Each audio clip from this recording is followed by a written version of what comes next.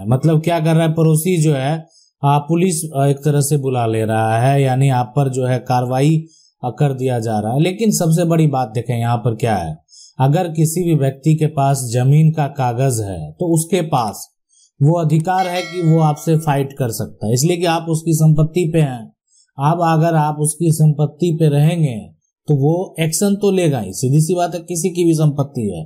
लेकिन सवाल ये उठता है कि अगर आप उस संपत्ति पर 50 साल से हैं, आप उस संपत्ति पे 60 साल से हैं, तो उस केस में जो है अब ये हो सकता है कि आप उस पे मकान बनाकर रह रहे हैं। अब वो मकान जो है पक्के का हो या फूस का मकान हो, जो भी मकान आपका है, ठीक है, तो आप मकान बनाकर उस जमीन पर रह रहे हैं। अगर आपको अधिकार कब मिलेगा, जब अधिकार तभी मिलेगा, या मान लेते हैं आप जो है अपना पर्चा बनवा लें, बंदोबस्त आपको कर दिया जाएगा, बंदोबस्त आपको कर दिया जाएगा अधिकारी के द्वारा, तो ये तभी किया जाएगा जब आपके पास उस जमीन के अलावा जिस पे आपका मकान है उसके अलावा आपका कहीं भी कोई प्रॉपर्टी नहीं है। मतलब उन्हीं का वो जो है, यानी जो भूमिहीन है उसी को वो बंदोबस्त जो है होता है, मतलब जमीन नहीं है उनके पास।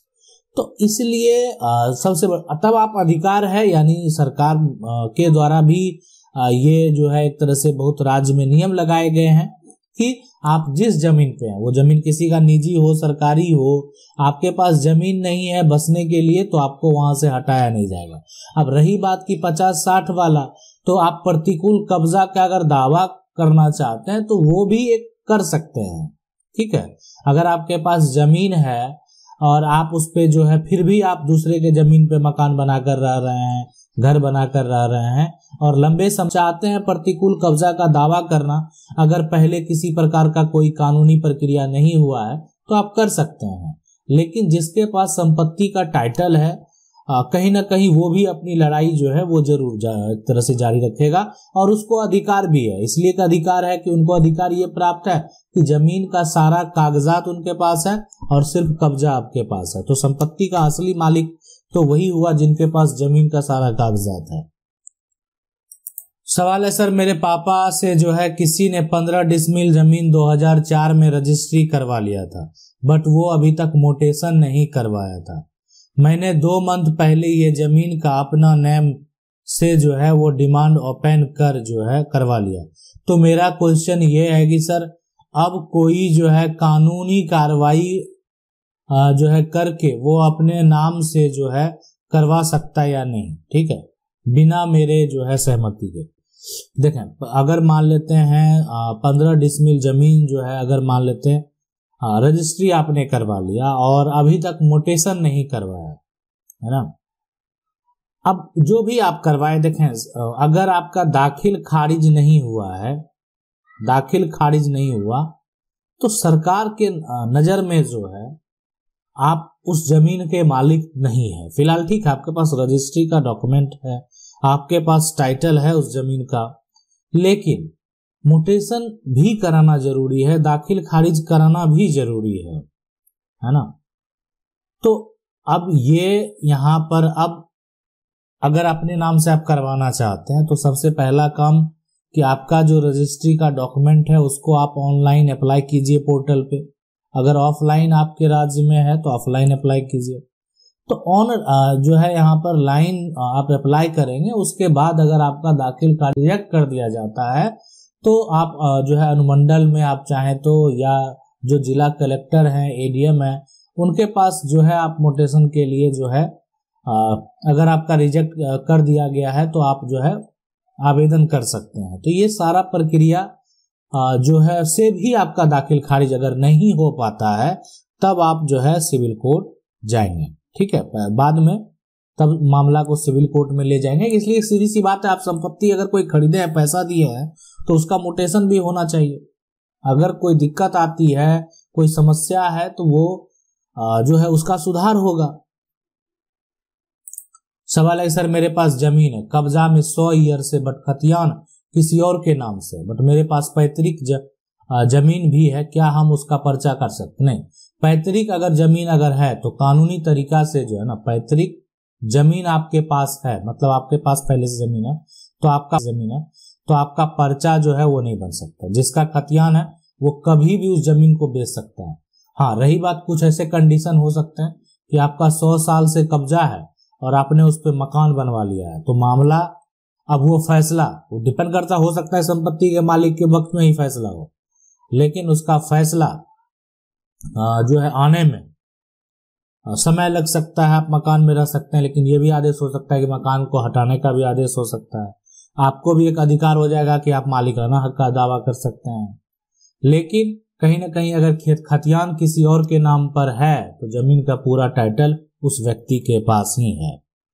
सवाल है, हमारे नाना की 3 लड़की है, जिसमें कि बीच वाली हमारी माँ है, और हमारे नाना ने मरने से पहले तीनों बहन को बराबर हिस्सा दान में जमीन लिखकर गुजर गए। अब हमारी बड़ी वाली मौसी हमारी माँ को प्रॉपर्टी में हिस्सा नहीं देना चाह रहे हैं, बेचना चाह रहे हैं, प्रॉपर्टी पर कब्जा कर लिया है ना।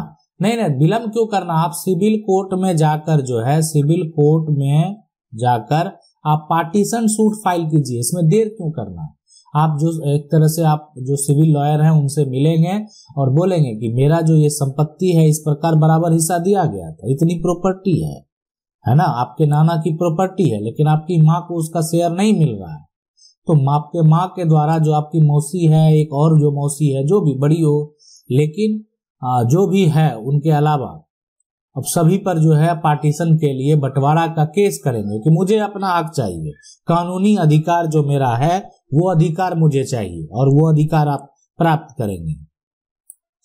सवाल है, सर मुझे जानना है कि मेरी जमीन है और वो नाम नहीं है, ठीक है, पर कोई और रहता है, लेकिन वो जमीन मेरी है, तो क्या करें?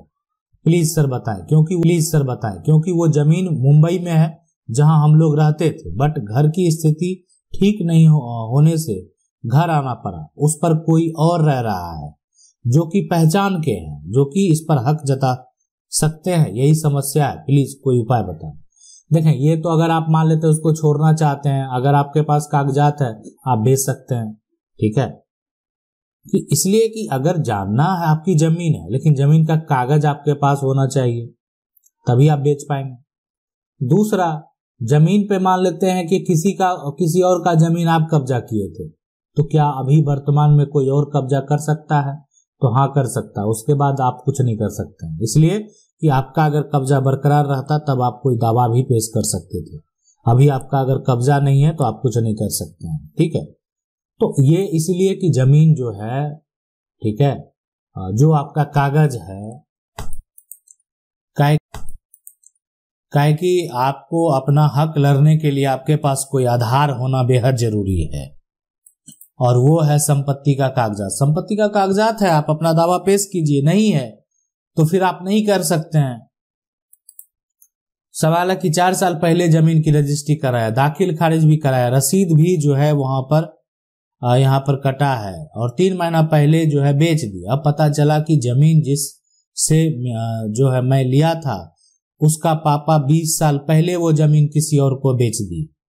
मैं उसको दोनों बेटी से जो है लिखवाया था, ठीक है, उसको जो है बेटा नहीं था। जो जमीन मुझे जो है मुझसे खरीदा वो मेरे जो है दखल में भी था। रजिस्ट्री ऑफिस के साथ मेरा जो है से खरीद वाला का जो है फोटो भी लिया। अब जो है यहाँ पर वापस जो है वो मांगा है 420 में, मुझे जो है धमकी देता। नहीं, आपको क्या डरने की जरूरत, आपने खरीदा, सीधी सी बात है। रजिस्ट्री ऑफिस में आप, ये जमीन है